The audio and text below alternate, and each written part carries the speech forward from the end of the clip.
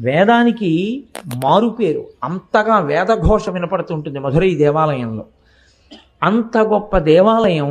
అక్కడ ఉండేటటువంటి అమ్మవారి ఆవిర్భావం మాత్రం ఆవిడ స్వయంభూ క్షేత్రం కాదు, ఒకరు ప్రతిష్ఠ చేసింది కాదు.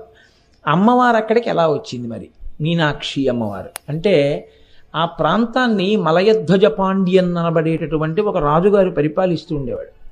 ఆయనకి సంతానం లేదు. సంతానం లేకపోతే ఋత్విక్కులు నువ్వు హోమం చేయి, యజ్ఞం చేస్తే నీకు ఆ యజ్ఞము యొక్క అనుగ్రహం చేత సంతానమును పొందడానికి ప్రతిబంధకమైన పాపము నివారింపబడి యోగ్యత పొంది సంతానాన్ని పొందుతామన్నారు.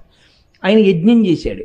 యజ్ఞం చేస్తే యజ్ఞంలోంచి ఒక ఆడపిల్ల పైకొచ్చి తండ్రి అని పిలిచి ఆయన దగ్గరికి వచ్చింది. ఆయన సంతోషించి ఆ పిల్లని ఎత్తుకున్నాడు. కానీ ఆ పిల్ల పుడుతూనే 3 స్తన్యములతో పుట్టింది. ఆయన చాలా బెంగ పెట్టుకున్నాడు. ఇదేమిటి ఆడపిల్ల ఇంత